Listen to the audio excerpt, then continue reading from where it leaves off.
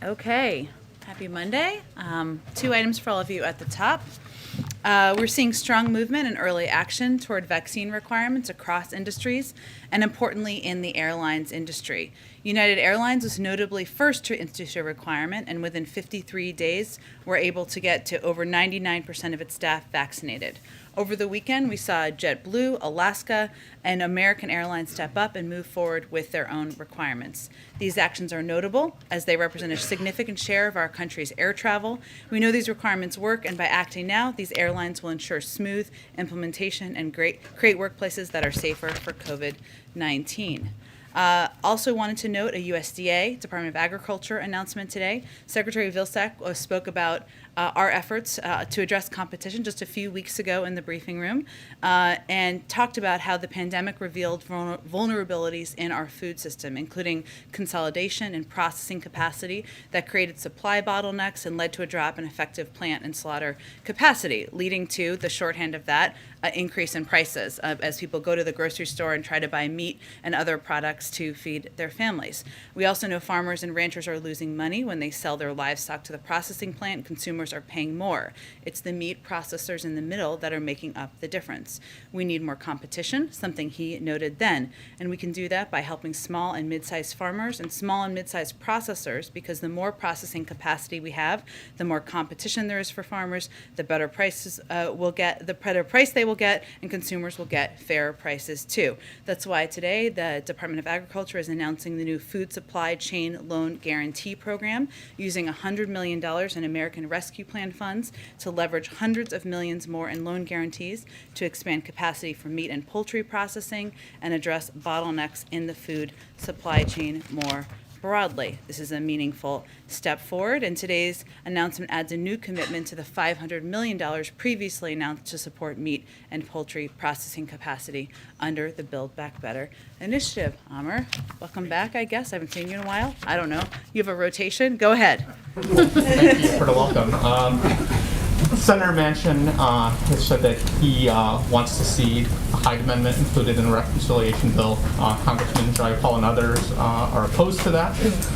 Where does the president stand on inclusion of the Hyde Amendment in the reconciliation bill? Well, I'm not going to negotiate the package from here, but as you know, the president opposes the Hyde Amendment. That has not changed. Okay.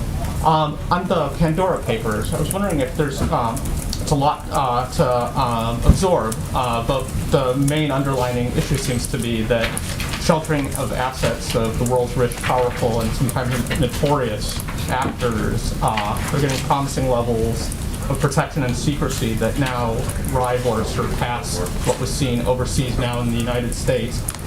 What, if anything, does this administration want to do about addressing this matter? Should states be allowed to continue to set sort of these financial regulations that make some states, including Delaware, some other states, particularly attractive for these trusts?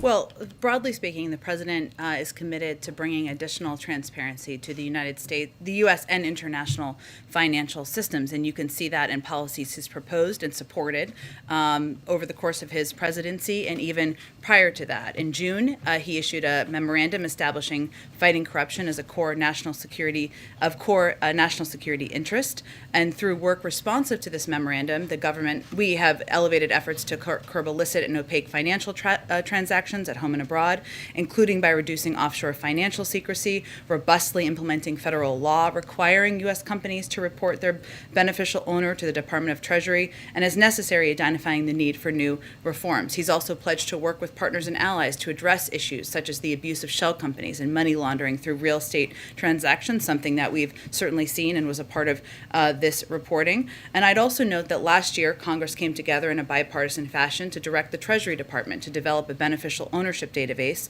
that will meaningfully increase transparency and accountability. I would also, last thing I would say, and then you may have follow-ups, is, if you look at the president's proposals in the Build Back Better agenda, he has been clear he wants to make the tax system more fair, wants to crack down on people who are not paying their fair share, whether they are businesses or whether they are individuals. That has been central to his policies, his proposals, and central to what he's fighting for in Congress right now. Just one other thing outside of Pandora. OPEC said today that it'll add only 400,000 barrels per day to production in November. Is current price level an obstacle for recovery, and should OPEC be pumping more? Well, the United States is not a member of OPEC, as you know. Well, we do communicate with our international partners who are members of OPEC and convey, as we did a few months ago, our urging to find a compromise solution to allow proposed production increases to move forward, as they did several months ago.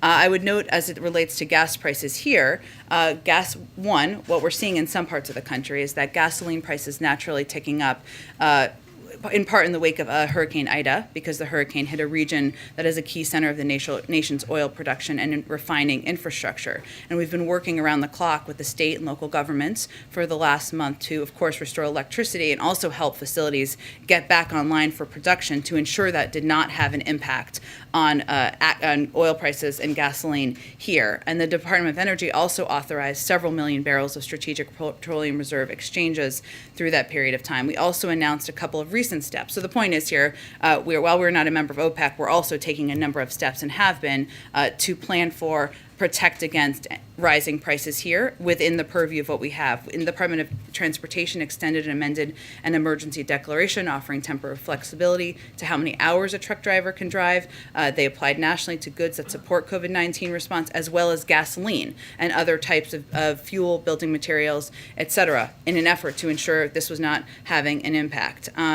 And the last thing I would note is that back in August, NEC Director Brian Deese also sent a letter to the FTC Director Lena Khan asking the FTC to use all of its available tools to monitor the gasoline market and take action as needed. She responded to that and said she would look into it. So we are going to continue to use every tool at our disposal, even as we're not a member of OPEC, to ensure we can keep gas prices down for the American public. Go ahead. Thanks, Jen.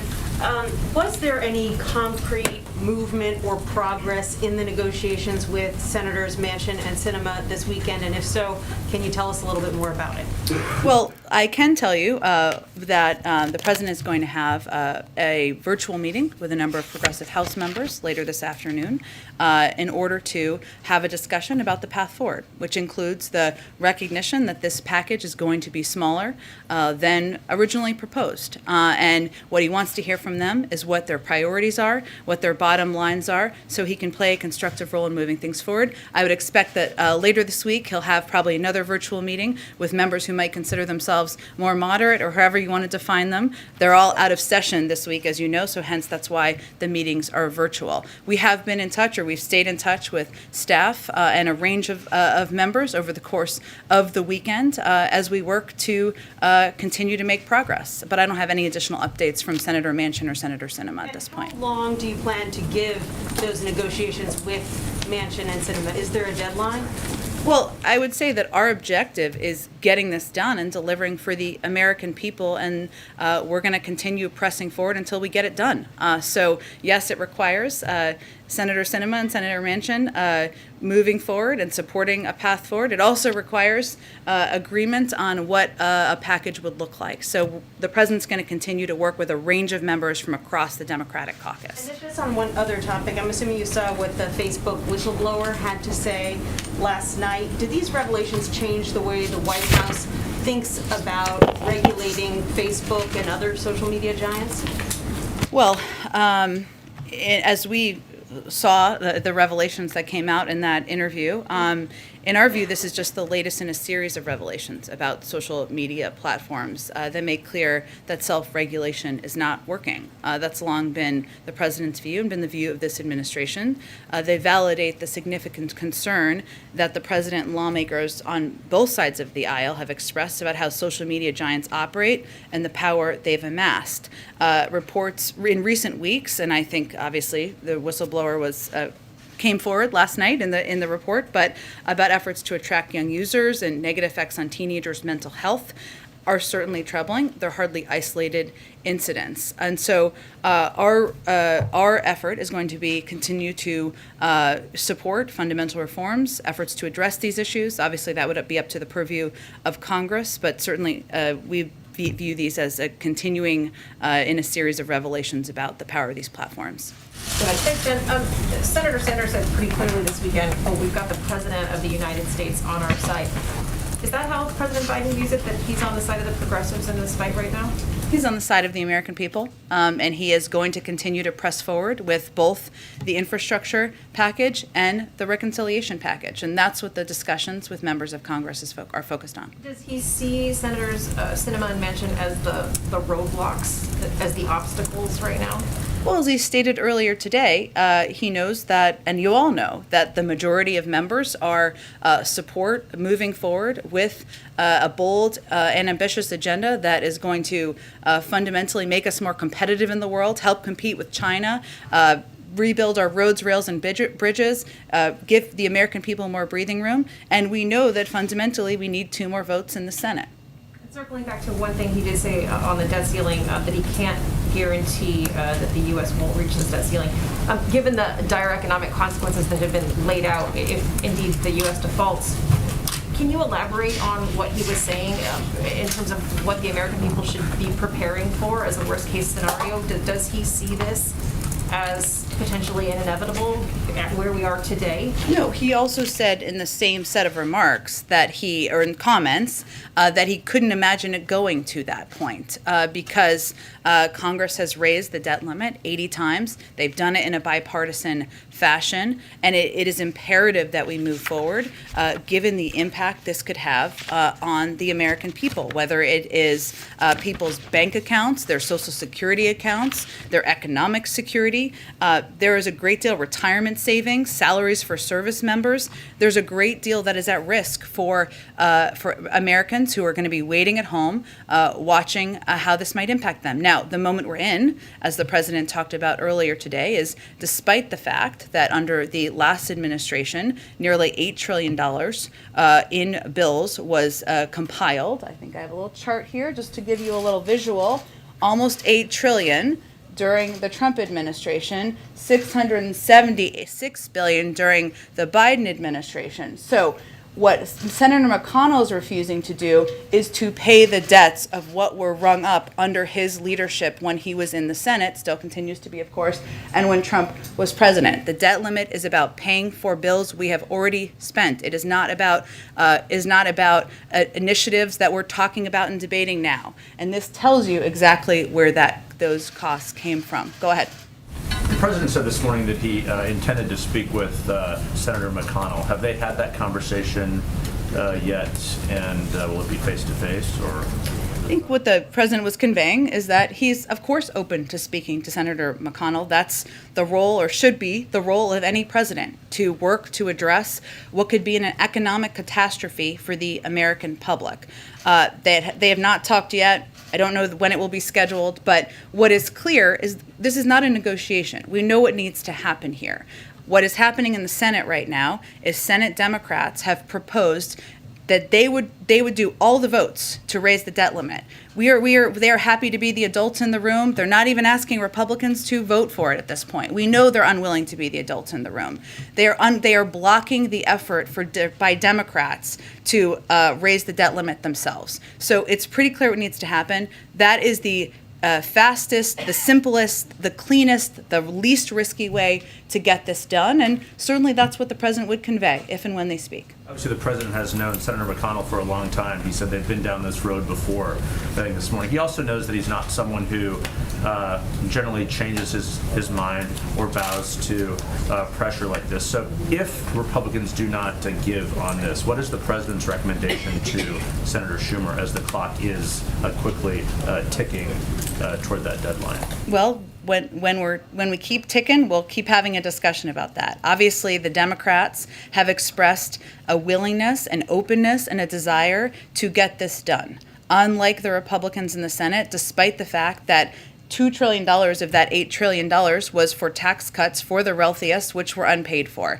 And the rest of it, they supported, most of them supported across the board. The president, as you heard him say, wasn't ruling out options this morning as it relates to legislative paths forward. But what is very clear here is that the cleanest, easiest, fastest way to get this done is by the Republicans allowing Democrats to move forward with a vote. They can do that tomorrow, and we can reduce the uncertainty for the American people. So he's not ruling out reconciliation, just to be clear. He was not ruling out, but let's be clear about what that process. That is a long procedural process. process, potentially. That's why I was asking. Well, right, but this is an important point because it's a long procedural process. It allows for the Republicans to do unlimited amendments that could be about any topic that may or may not have anything to do with the debt ceiling. Why are we going to play around with the security and the economic security of the American people and the security and the full faith and credit of the United States? That's the president's point he was making this morning. Go ahead.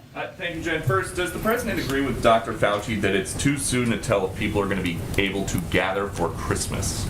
Well, the president relies on CDC guidelines, and they have not changed their guidelines about who can gather together, those who are vaccinated. But we leave it to them if they need to change their guidelines based on where the pandemic sits. Thank you. Following up on something that you just said, you said that the president's going to have a virtual meeting with House progressives to talk about how this Build Back Better package is now going to be smaller than $3.5 trillion. But you have been saying that it costs zero. So are you now admitting that the plan does not cost zero? Or is it less than zero? Well, let's not dumb this down for the American public here. What we're talking about is how much the top line investments are, which are all paid for, so therefore it costs zero. No matter what the cost or size of the top line investments are, we have ways to pay for it. So the point is, that's important to the American public, all of your viewers too, is that this is not going to cost the American public $1. We're going to pay for this by asking corporations, the highest income, so people under $400,000, I should say, corporations' highest income, to cover the cost of these necessary investments. So just to not dumb it down then, does the plan cost nothing or is the plan free? The plan costs nothing for the American people who make less than $400,000. If you think that companies that paid zero in taxes last year, 50 of the top companies should continue to pay zero in taxes, we're happy to have that And debate. then just one more, Jen, thank you. A group of activists followed Senator Kirsten Sinema into a ladies' room screaming about the Build Back Better plan yesterday. The president said today, I don't think they're appropriate tactics, but it happens to everybody and it's part of the process. He is an expert on the process. Has he ever been chased into a restroom by activists?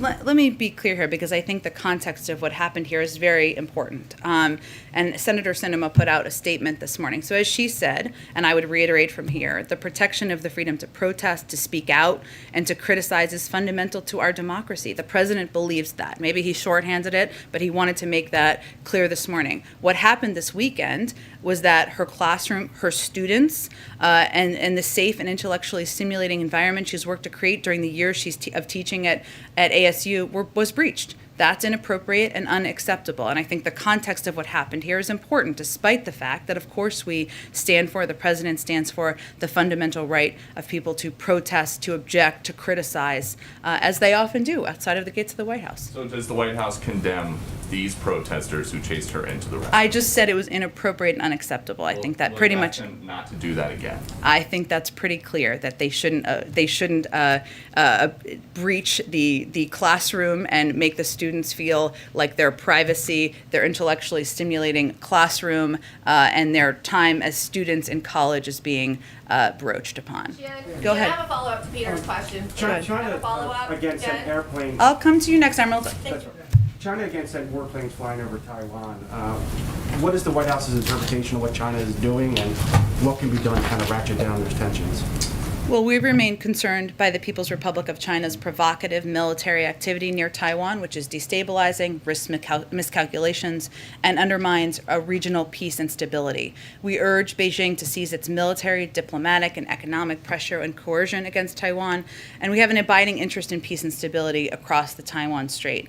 That's why we will continue to assist Taiwan in maintaining a sufficient self-defense capability. We maintain our commitments as outlined in the 3 communiques, Taiwan Relations Act, and the 6 assurances. Our commitment to Taiwan is rock solid and contributes to the maintenance of peace and stability across the Taiwan Strait and within the region. We have been clear privately and publicly about our concern about the PRC's pressure and coercion toward Taiwan, and we will continue to watch the situation very closely. Is the White House monitoring the oil spill in California, and are you guys engaged on that, and kind of what are you taking away from it Sure. moving forward? We are certainly monitoring the oil spill, and we are very engaged in it. We're working collaboratively with state and local partners to address efforts to find the leak, contain the spill, and assess impact and address potential causes. The response is currently a 24/7 operation. Response efforts are scheduled to continue until federal and state officials determine that the response to the crude oil spill is complete. All available actions are being taken to ensure the safety of the public and response personnel, to control the source and recover spilled materials, to maximize the protection of environmentally sensitive areas, and minimize impact to maritime commerce. So early on Sunday, a unified command was established between Amplify Energy, the operator, the Coast Guard, California Department of Fish and Wildlife, as well as the cities of Long Beach, Newport Beach, Huntington Beach, and the Orange County Sheriff's Department. The federal government has so far 14 boats have been conducting oil recovery operations since Sunday afternoon. 4 aircraft were dispatched for overflight assessments. Shoreside response was conducted by 105 government agency personnel, and approximately 3,150 gallons of oil have been recovered from the water, and 5,360 feet of boom has been deployed. So we are very engaged in the effort that is 24/7 at this point in time. Next question. Now, White House economic advisors predicted there would be short-term inflation, but now we're seeing more reports that this is, going to be more long-term, maybe well into next year. Did the White House misjudge the situation, and what is the White House doing to maybe manage these new expectations? Well, the Federal Reserve and the OECD continue to project that inflation will come down in the next year, and we look to those projections. Obviously, it's under the purview specifically of the Federal Reserve. I would say over the long term, what we're working to do is get our Build Back Better agenda passed, something that outside economists, Nobel laureates have said would address inflation over the long term, reduce costs, and that's one of the reasons a huge priority for the president. Emerald, I promised I'd go to you next. Go ahead. Yeah, I appreciate it. First, following up on Jeff's question regarding China and Taiwan, China has grown increasingly aggressive under this administration, and then now we're set to start trade talks back with them. There was concern when President Biden took office about his son's business dealings with China. He was supposed to divest himself of his stake in a Chinese private equity firm in December with ties to the Chinese central bank. As of April, he had not yet done that, and at some point you were going to get back to us on that. Do you have an update on that? Has he dissolved that interest now? I'd point you to his representatives on that. He doesn't work in the administration. I would say, though, Emerald, that, and I think you're referring today to the announcement, this speech by Ambassador Tai about Phase 1. And what I think it's important to note here is that this approach definitely differs from the approach of the prior administration, in our view. Their approach hurt select sectors of the American economy and wasn't targeted to address strategic problems we have. These initial steps will help, are going to realign our trade policies towards, from the PRC toward our priorities. And that's the objective of this president. It's just the first stage in this process. Obviously, the ambassador gave an extensive speech today. As we enter into this, though, the president has said during the campaign that none of his family will have any business relationship with anyone that relates to a foreign corporation or a foreign country. Wouldn't it be assuring to the American people as we head into this if they just let the American people know if Hunter has divulged himself of that? Well, again, I conveyed to you, and then I think I'm going to have to move on, that you should talk to his representatives. There's no reason to yell. I'm certainly not yelling. You should talk to his representatives. That remains his policy. He's been working to wind that down. Beyond that, I think would talk to his representatives. Follow up on what Peter asked regarding Dr. Fauci. Dr. Fauci has indicated that in the time of COVID, people should be willing to give up personal choice or personal civil liberties for the greater good. We're also seeing very disturbing images out of Australia. So first off, I want to know, does the president agree with that statement by Dr. Fauci? And then secondly, does President Biden support what the Australian government is doing in their country? And would he consider similar measures in the United States if case count goes up, continues to go up over the winter? The president has been pursuing our own policies here in the United States, which has led to nearly 80% of the American public getting at least one shot, and bringing the cases of COVID down dramatically over the past several months. So we'll continue to abide by and conduct our own policies. Go ahead. Thanks, Jen. The president acknowledged today that the top line spending over the reconciliation bill is going to have to be less than he envisioned. Has he started considering what for him would be a priority to keep in the bill versus not? And is he talking about that or sharing that view in these conversations that you're talking about with moderates and liberal lawmakers on the Hill? Is he sharing what he thinks ought to stay versus what can maybe go? It's a conversation, but the president's red lines continue to be that he will not raise taxes for anyone making less than $400,000 a year, and that he wants to give the middle class in this country some breathing room.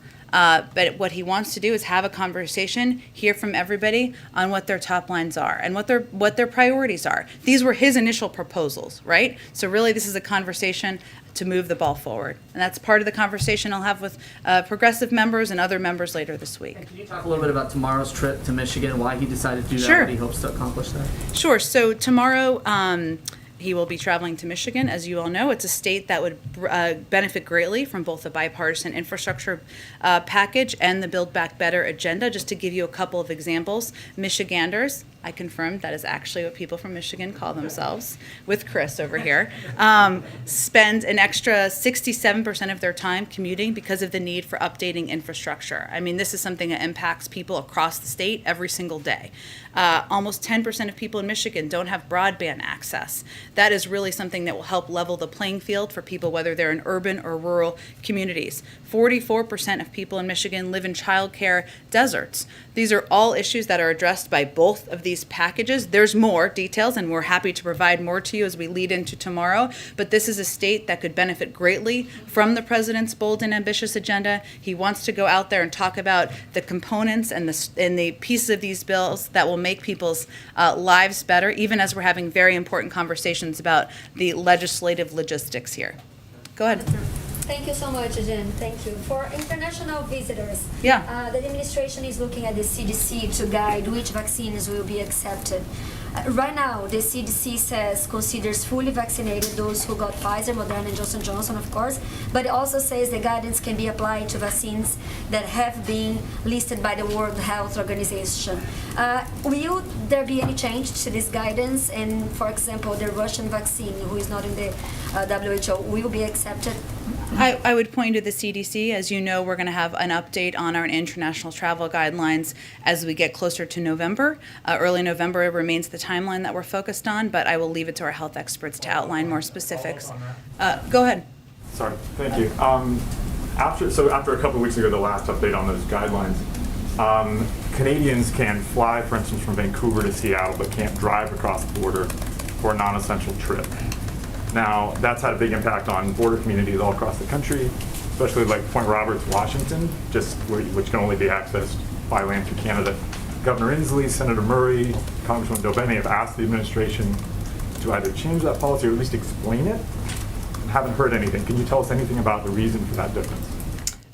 Again, it's determined by our public health officials, and our objective, of course, is to return to overland travel, just like we're working toward returning to international travel, but we leave it to them to make that determination. Go ahead. I don't have anything more on this. Go ahead. Thanks. I wanted to go back to you and the president earlier said that reconciliation was a risky way to get the debt ceiling through.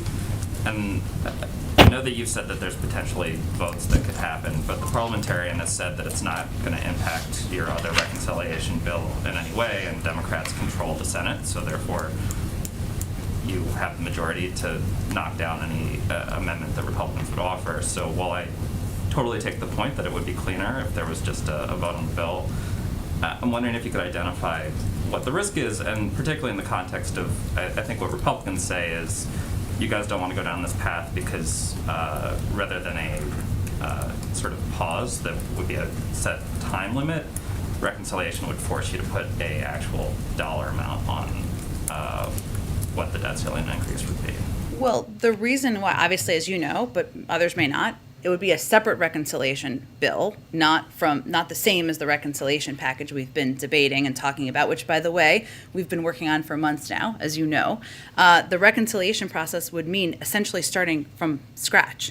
And the point is, why wouldn't it be the preference why for everybody involved, Democrats, Republicans, the American public, we have a bill that we could vote up or down to raise the debt limit. It's a much easier, cleaner, simpler, less risky process. And yes, Democrats are in control of the Senate, but Republicans can still bring up a range of amendments, as they have in many other cases, about a range of issues, extending the process.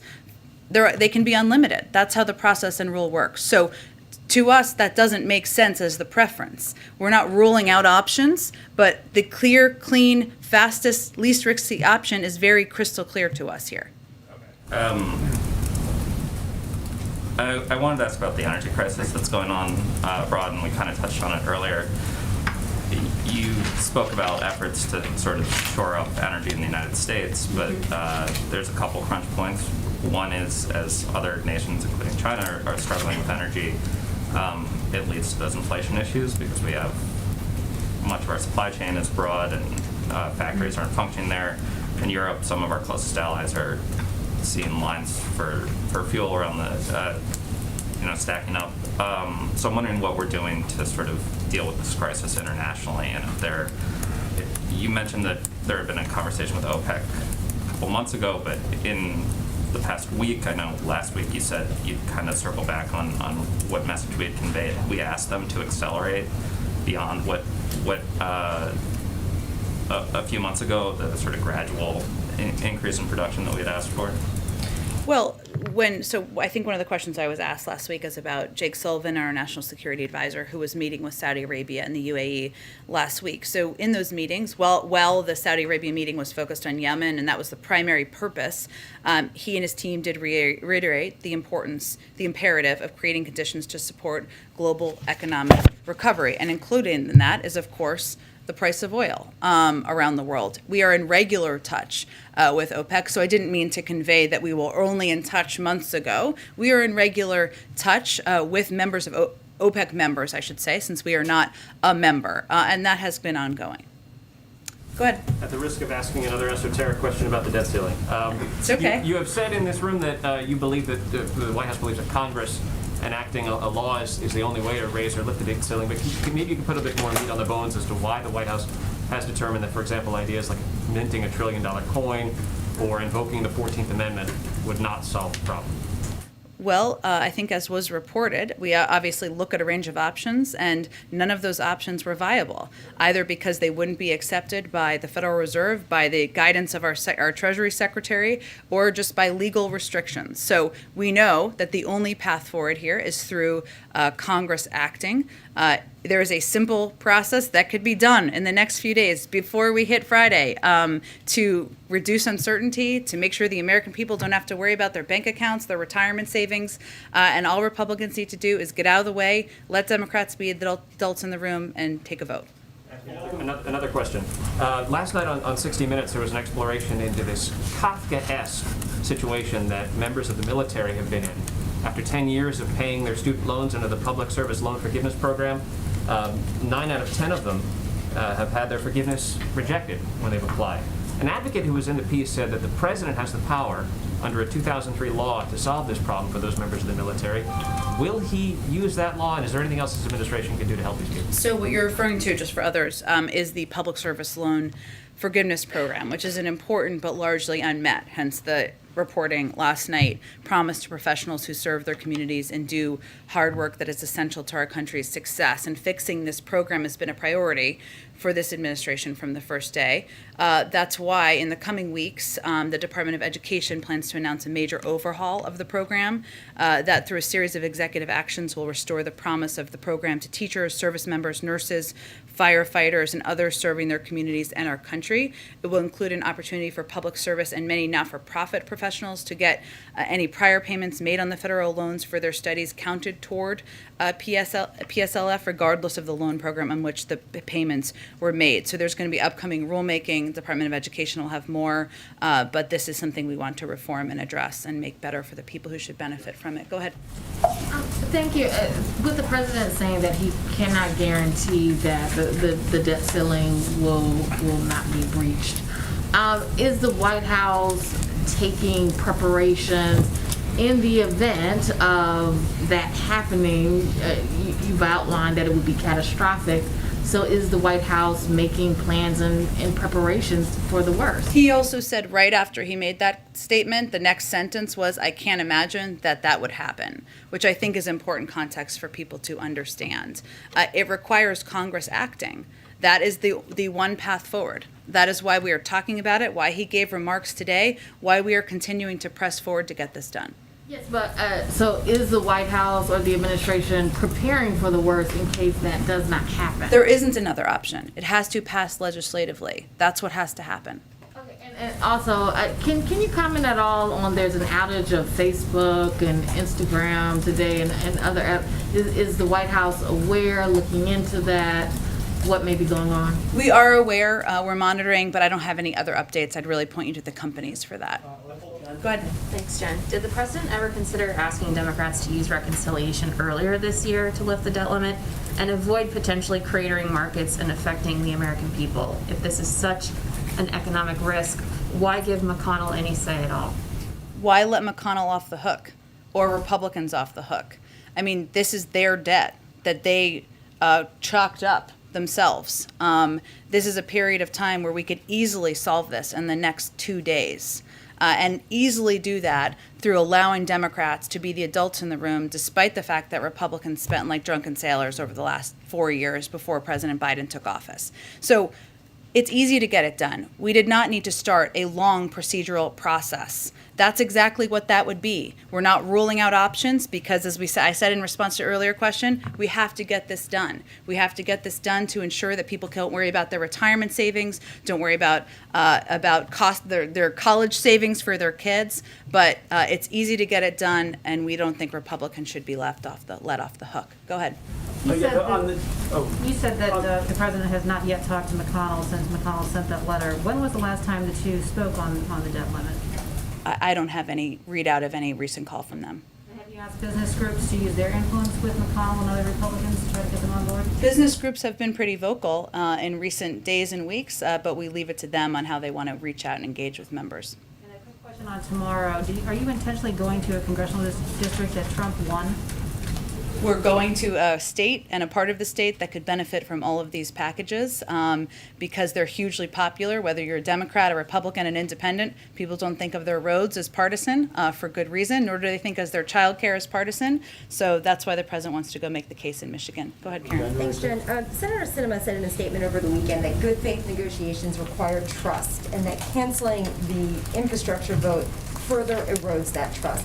Some progressive Democrats have said they haven't felt that Sinema and Manchin have been forthcoming about where they are in negotiations and numbers and red lines. When you say that the president wants to play a constructive role in moving this forward, does that also include him rebuilding trust within the Democratic Party, and how would he do that? Well, look, I think the way the president sees this is that we're in the midst of a legislative process, and this is how the process works. Less about trust or not trust. I know that word's thrown out there a lot and has been over the last week. You know, the president put out his bold proposals. Members of Congress, a co-equal branch of government, argue for their priorities. Some with strong emotion, good for them because they're passionate about what these issues are, how these packages could fundamentally change things for people across the country. And you're seeing now that this is a recognition of the important moment that this is. But in his view, this is how the process plays out. There's going to be there's going to be arguments, there's going to be disagreements. That's not dysfunction, that's democracy. And we've seen it work this way. Bumps in the road. Look at the Affordable Care Act. Look at Dodd-Frank. Look at even the American Rescue Plan. These were not smooth legislative processes. They rarely are, and we're still in the middle of it. You said why Michigan, or you've answered why Michigan, Yeah. but why now to go out on the road and do an event like this? Well, look, I think the president felt that, and we all felt that the last week or two, what was important was for him to be available, to have meetings, to bring people down, to have these conversations. He's obviously still doing that. But now it's also important to remind people, as the sausage making has been kind of the dominant storyline for the last few weeks, what this is all about. Why he's fighting so hard for it, why there's important debates and discussions about what are in these two important packages. And so that's what he's going to do in Michigan tomorrow, and I expect he'll do more of it in the weeks ahead. Go ahead. Two questions on the oil spill. Is the White House considering a national emergency declaration for the spill there? That would really be something typically that is requested by the governor and granted by FEMA. I don't have any updates on that. We're, of course, continuing to closely monitor. We're in close touch with the governor and his team, but I would point you to FEMA on that if there's an update. And the administration's effort to stop auctioning offshore drilling leases is currently subject to litigation. The judge blocked the stoppage of that. How does this spill kind of underscore that effort that the administration wants to no longer lease new offshore drilling? Well, I think one of the reasons that, one, there are also existing oil leases, I should just clarify, not that it was your question, that are still ongoing. That has not changed. And obviously you referenced the ongoing litigation. Look, I think the president has identified addressing the climate crisis as a core priority for him in this administration. And certainly taking every step possible to do that remains a priority. I wouldn't say that this changes that. That has been the case before this and will be the case even as we work to ensure recovery is complete. Go ahead, Andrew. Thank you, Jen. Last week, Chairman Thompson of the January 6th Select Committee said that his committee would be making referrals for criminal contempt in the event that Trump administration witnesses fail to honor the subpoenas that have been served on them. In past administrations, those sorts of referrals have not been acted on by the Justice Department. And I know the President has said that the DOJ will act independently of the White House, but broadly speaking, will the Biden administration break with recent precedent and actually follow the law in this case? Well, these witnesses have not failed to appear at this point in time, so we're not quite there in the process. And obviously, we would point to the Department of Justice. I think there have been cases, I know this wasn't your question, but since you asked about January 6th, broadly, where we have did not exert executive privilege, for example, in the matter of certain former DOJ officials who had been called to testify before Congress. I cite that both to illustrate how we have approached this issue so far and the broader spirit in which we'll continue. But obviously, issues that are of the purview of the Department of Justice will remain there, and we're not quite at the point where anyone's failed to appear. Phrase that slightly then. Past administrations have not followed the law and acted on these sorts of referrals. Whether or not one will happen in the future. But I understand your question. Of course we're going to follow the law, but I'm not going to get into hypotheticals that aren't right now relevant to this current state of play. I would also point you to the Department of Justice, as you noted in the beginning, but I also wanted to note where we have broken with some recent past precedent and how we've approached, just to give you an example. Go ahead, Eugene. Thanks, Jen. Any update on the Department of Education's look at whether or not the president could write off student loans? Ron McClain told us that they were looking at that and that it would take a few weeks, or that he was hoping that it would take a few weeks. Just wondering what if there's a holdup and what the holdup is. I don't have any other update. I would say that obviously lowering the cost of college or relieving student debt is a priority to this president and this vice president. If Congress wants to send us a bill that would relieve $10,000 in student debt, the president would be happy to sign that. Obviously, there hasn't been action on that to date. And I would also note that part of his proposals has been lowering the cost of college, giving more people access to college who wouldn't have otherwise had it, which shows his commitment to the issue. And Harold Cole, a senior advisor and the only political appointee on the State Department's legal team, resigned and wrote a memo. And I want to get this right, so read from what he said. I believe this administration's current implementation of the Title 42 authority continues to violate our legal obligation not to expel or return individuals who fear persecution, death, or torture, especially migrants fleeing from Haiti. He also said lawful, more humane alternatives plainly exist. So I want to get your reaction to that memo, and also why is the only political appointee at the State Department's legal team wrong? Well, I haven't seen his memo at this point. I'm not sure when it came out. That's fine. Please do. I would say that we don't see Title 42 as an immigration policy. It is a public health authority because we're still in the middle of a pandemic, and it is determined by the CDC. It is also true that there are several exceptions for Title 42, including those who are fleeing persecution, who express a concern of fear. It goes through a process. Those who have health issues, those are individuals who go through our immigration proceedings and process. So it remains in place because we're in the middle of a pandemic, but I think the shorthanding of that isn't an accurate depiction of what our policy actually is, even as it relates to exemptions. Dan, can I have a question on climate change? Sure. So during his West Coast trip, the president called for bold action on climate change in response to wildfires and other extreme weather events. But the climate provisions are also a major sticking point in the reconciliation process between Senator Manchin and the progressive faction. What is the president telling fellow Democrats about climate policy during those talks? And is this an area where he's willing to make concessions? It remains a priority to him, otherwise he wouldn't have proposed it. And there's also very broad support within Congress for climate provisions that are in both the reconciliation package as well as the infrastructure package that includes historic investments in electric vehicle charging stations, the replacing of lead pipes to make sure kids have access to clean drinking water. And as you know, in the reconciliation package, it helps create a climate core, helps make sure there's a standard, has key pieces that will be pivotal investments to addressing the climate crisis. I'm not going to negotiate from here, but obviously the president would not have proposed them if he did not think they were a priority to him. Go ahead in the middle. Thank you, Jen. I have a question on Ethiopia, since the president mentioned Ethiopia once again in his remark. But I want to ask something about Senator Joe Manchin. Do you know if he wants to be president? Does he really like to be president? Does he want to play the role of president? Does he like the president? Doesn't he like the president? I guess I don't really expect you to answer because I know it's difficult to go from winning a Senate seat in West Virginia to maybe beating Donald Trump by 7 million votes. But what does it say about democracy that you can win in an election by 7 million votes and one person can actually doom your entire agenda? We don't see it that way. We're in the middle of a process. This is democracy. It's not dysfunction. So we're going to keep at it. Go ahead. Thank you.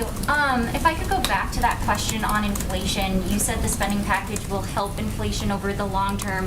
The New York Federal Reserve president says he sees elevated inflation for at least another year. So what is the timeline you're looking at for the long term, especially since this reconciliation package could go into effect over the course of 10 years? You know, how long should Americans be expected to wait for those prices to come down? Well, the Federal Reserve and the OECD and others have also said inflation is expected to come down. They continue to say it's transitory. I would say that it is a 10-year package, but what's important about the package is that several economists, Nobel laureates and others, have conveyed it would help address inflation over the long term, which is something that I think is in the interest of the American people, the public, and future governments, of course. Go ahead. In the last 24 hours, North Korea's press agency says they've reopened the hotline with South Korea. Just wondering if the administration has been in touch with Seoul in that time and what concerns you may have about the, I guess, supposed, I don't know if it's a real hypersonic missile, but the alleged hypersonic missile. Well, we support, first to your first part of your question, I think, we of course support and continue to support inter-Korean dialogue and engagement and cooperation, and we'll continue to work with our ROK partners to that end. As it relates to our engagement, we of course, well, on the missile launches, let me add that so I don't miss that. We of course condemn any illicit missile launches which are destabilizing to the region and to the international community. We're consulting closely with our allies, both in capitals and in New York at the UN, as we assess the recent events and as we determine next steps. As it relates to our own engagement, which I think you were also asking about with North Korea, our goal, of course, remains complete denuclearization of the Korean Peninsula. We remain prepared to meet with DPRK without preconditions. In our messages, we have made specific proposals for discussion with the DPRK. We hope DPRK will respond positively to our outreach, but at this point, we have not had a response. Following up on Taiwan, in the last few hours, it's been reported that China sent 52 aircraft into Taiwanese airspace. So these strong statements from the State Department and from you don't appear to be listened to in Beijing. So what now? What next? We are also in touch privately, conveying clear messages through diplomatic channels, and that's probably the appropriate place for those. No, the president has not, but we have obviously have high-level officials who are in touch with a range of officials there. Go ahead. Thank you. On Pandora Papers, so will the Pandora Papers revelations affect the dialogue between the White House and its strategic partners? For instance, a month ago, President Biden was discussing corruption issues with President Zelensky of Ukraine, and now Mr. Zelensky is reportedly involved in this offshore scandal. So does this fact, let's say, undermine trust between Washington and Kiev? I would say that, as I stated a little bit earlier, but let me reiterate, I mean, the president's commitment is to bringing additional transparency to both the U.S. and international financial systems. It's something that he has pressed for in his domestic agenda, but also something that in international forums he has focused on, elevating as important to level the playing field, reduce corruption, ensure that we are doing that as a coordinated international body. So I wouldn't say it changes. Maybe it makes it even more important to be on the international agenda. Go ahead in the middle. Okay, last one. Go ahead in the middle. Thanks, Jen. Given in relation to Taiwan, I'm wondering, can you say which U.S. officials have been raising concerns with China privately about China's military activity near Taiwan? I would point you to the State Department, Department of Defense, who can give you any more detail there is to offer. And then also, is there an update on a potential meeting between President Biden and President Xi, given this? No, I would say that I just heard my voice, which was a little bit of an out-of-body experience. I would say part of, and obviously there was a significant speech that Ambassador Tai gave today, and part of our objective and our engagement as it relates to our China strategy is to maintain high-level dialogue. So I don't have anything to preview for you at this point in terms of a meeting or next conversation, but certainly maintaining high-level dialogue at that level is a priority to this administration. Thank you. We'll do this again tomorrow. Thank you, Jen.